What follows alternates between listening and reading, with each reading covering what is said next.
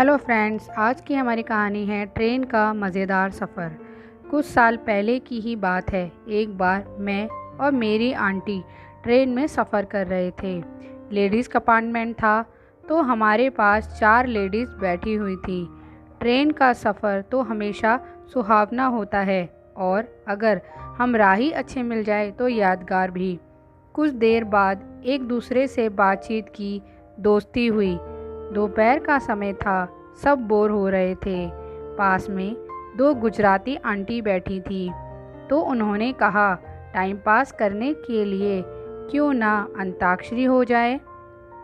सबने हामी जताई। गाना बजाना शुरू हुआ। हम सफ़र का मज़ा ले रहे थे। कुछ देर बाद एक कोयल सी मीठी और मधुर आवाज़ सुनाई दी। गाना था परदेसी परदेसी। आवाज़ इतनी सुरीली थी कि उसकी आवाज़ सुनते ही हमारी आवाज़ अपने आप बंद हो गई और हर किसी की नज़र जैसे उसे ही ढूंढ रही थी।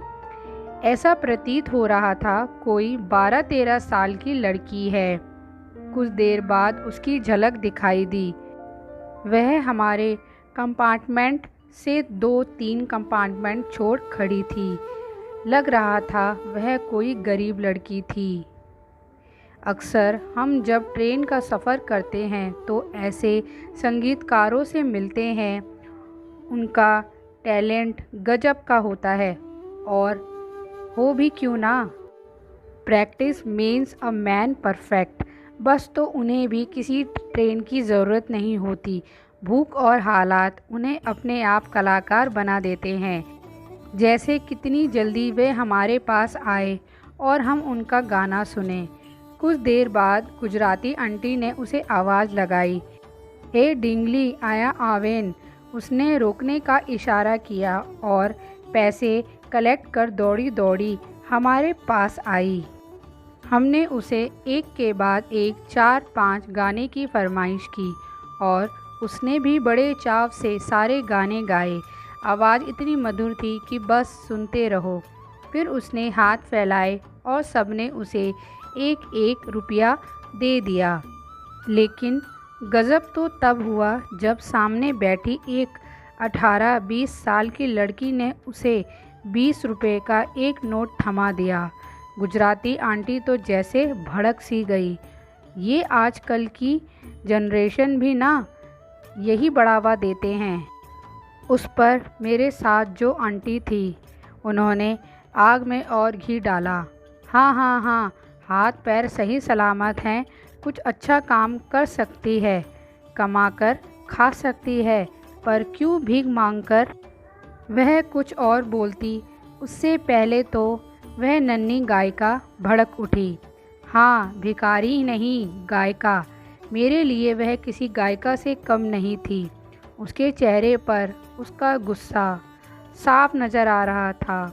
उम्र तो उसकी यही कोई 13 साल की होगी, लेकिन लग रहा था इतनी कम उम्र में भी समय और हालात ने उसे अपने लिए लड़ना सिखा दिया था।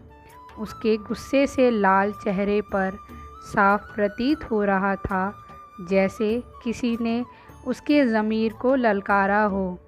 उसने कहा, ए आंटी, भिखारी किसको बोल रही हो? भीख नहीं मांग रही हूँ, मजबूर ज़रूर हूँ, पर अपनी आत्मा या शरीर को नहीं बेचा, अपनी कला का प्रदर्शन कर कमा रही हूँ। फिर वह हमारी ओर मुड़ी और आंटी की तरफ इशारा कर पूछने लगी, और हाँ, क्या कह रही थी आप? काम करो, कमा कर खाओ, तो बताओ कौन देगा काम मुझे? आप देंगी? तो ये चलो मुझे अपने साथ, आपके घर का सारा काम कर दूंगी। बदले में 2 वक्त का खाना, सर ढकने के लिए छत और अपने बच्चों की उतरन दे देना, तो मैं खुश हो जाऊंगी। यह सोचकर ही कि मैं महफूज हूँ। क्या ले चलेंगी? उसने सवालिया नज़रों से देखा। क्यों, हो गई ना बोलती बंद? और हाँ, सही में हम आपकी बोलती बंद हो गई। सब एकटुक उसे देख रहे थे और वह मुंह फेर वहाँ से चल दी। पर उसकी बातें आज भी कई बार सोचने के लिए मजबूर कर देती हैं कि दूसरों को राय देना कितना आसान होता है, लेकिन क्या किसी की बेसहारा का सहारा हम बन सकते हैं? क्या है कोई जो इसका हाथ थाम सके? आज भी उसके बारे में सोचने के लिए मजबूर हो जाती हूँ, पर ऐसे किसी बेसहारा का हाथ थामने की हिम्मत मुझ में भी नहीं थी। धन्यवाद। कहानी अच्छी लगी हो तो प्लीज़ लाइक और सब्सक्राइब ज़रूर कीजिएगा।